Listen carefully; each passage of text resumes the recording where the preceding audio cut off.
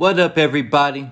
For this being the final season of Power Book 2 Ghost, there has been a lot of new characters added this season. Noma's daughter, Anya Covington, Brayden's new girl, Elle, Wiley Adams, and his aide, Kevin Grant, to name a few.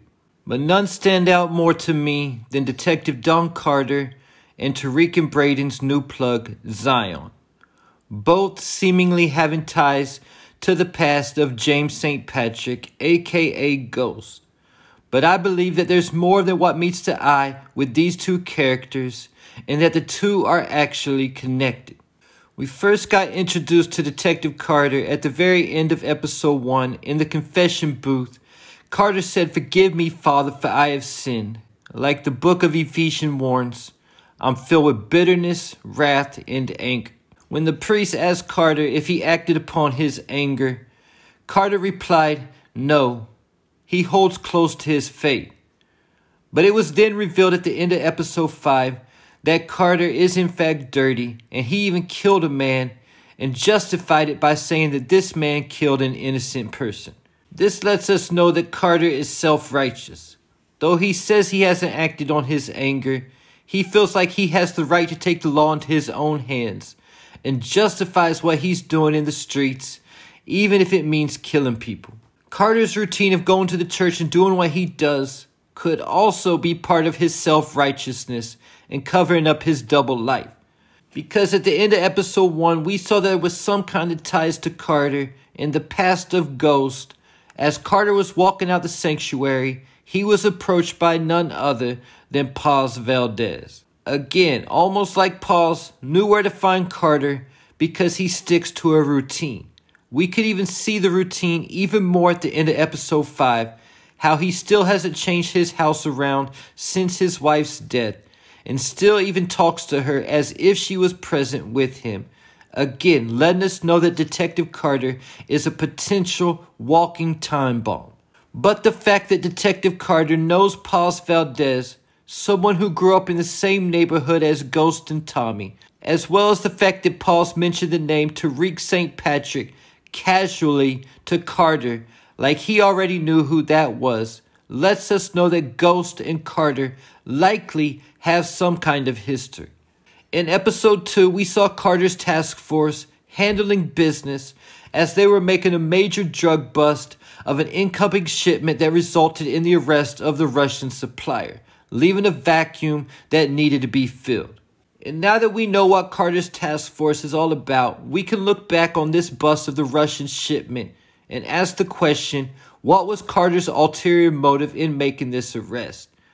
Did they violate the agreement with Carter by killing an innocent? Or was this Carter making a move to shift the balance of power in the New York drug game?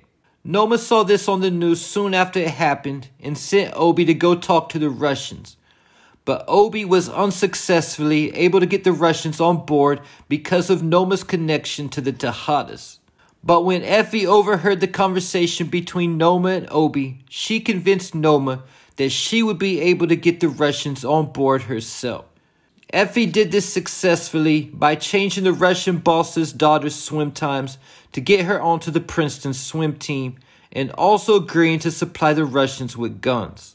Then in episode 3, we were introduced to Zion when Tariq and Brayden were looking for a new connect to get back in the game. They got the hookup with Zion through Davis, who represented Zion in a RICO case back in the day. And come to find out, the only reason Zion agreed to take the meeting in the first place was based on Tariq's last name. And while in this meeting, Zion also made it clear that he knew both Ghost and Tommy. Again, leaving us to question the exact nature of this connection. But unfortunately for Tariq and Brayden, they came to Zion about 50 bands short, and Zion didn't have any spots left anyway. But like Zion said about Ghost knowing how to solve a problem before it became a problem, Tariq did something similar. Using Effie to take one of Zion's distros named Roman off the board by Kane set his shipment on fire. But after this happened, Carter's task force got the call about the fire and ran the license plate from the van that tracked back to Roman. And this led to Roman getting arrested by Carter and Kamal Tate. While Roman was in custody, he was being pressured by Tate in the interrogation room to give up his connect.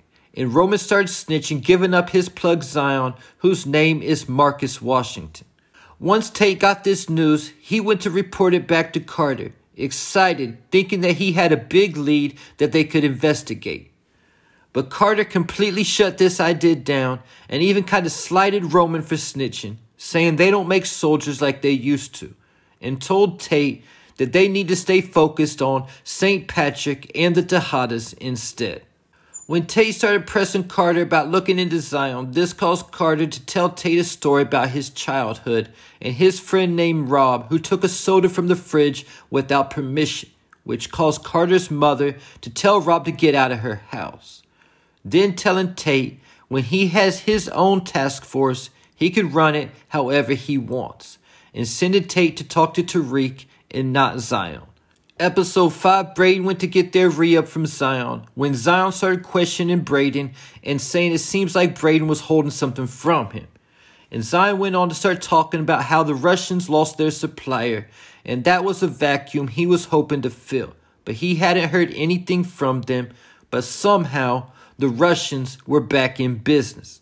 At this point, Brayden told Zion about Noma becoming the Russians' new supplier, which caused Zion to introduce himself to Noma during her dinner with Wiley Adams. And during this confrontation, Zion specifically told Noma that New York is his city. And when it was exposed that Carter and his task force was dirty at the end of episode 5, Drew asked Carter the question, "You trying to control all the drug dealers in the city?" And Carter replied to Drew, "Try? Nah, son, I'm winning. My task force decides who gets to operate in this city." This leads me to believe that Carter is connected with Zion, and because Zion plays by Carter's rules, he's trying to elevate Zion to the top of the New York drug game, in the same position that Ghost and Tommy once reigned as the biggest goddamn drug dealers in New York City. Keep it in mind that Zion even has his own rules and codes that are supposed to be followed at the Fight Club, even though he violated his own rules during his fight with King. But now looking back on things, I think that Carter busted the Russian supplier with the intent of Zion becoming the Russians' new supplier. Because when Carter's people are winning, this also means that he's winning in more ways than one. Because not only does he get to control who runs things in New York, according to who plays by his rules, he's also getting a cut. His cut with the Tejadas was 35%, and that's a big piece of the pie. Imagine having to give up 35% of your income to someone. This might force a lot of people to have to get a second job. A couple other details from Carter's conversation with Tate that could be clues he's connected with Zion are, first being when Tate told Carter about a Marcus Zion Washington. Carter said, "Who?" Like he had never heard that name before. You mean to tell me that all this time that Zion's been in the game, with Carter saying he's controlling the drug dealers in this city, Zion has flown under Carter's radar? I don't think so personally. The second being when Tate suggested that he go talk to Zion and shake things up, Carter said he would have one of his men run that down. This is when Tate started pressing Carter about it, and Carter told Tate the story about Rob. But notice that Carter never had any of his men go talk to Zion either. He just dropped it as soon as Tate left and continued to focus on Tariq and the Tejadas. If he never heard of Zion, wouldn't he actually want to look into him, if anything, to see if his task force could extort Zion out of money as well? But instead they focused on Tariq and the Tejadas, and now we see it was for the purpose of being able to catch them in the act of a crime, so they could find someone else to extort money out of. So the fact that Zion is most likely connected with Carter could be a problem for everyone in the second half of the season. I'm thinking especially for Noma and also for Tariq when Carter finds out that Zion is supplying Tariq. Possibly by the end of the season, Carter could become such a problem that he unites everyone together to take him out. And there you have it. Leave your thoughts, theories, and predictions in the comments.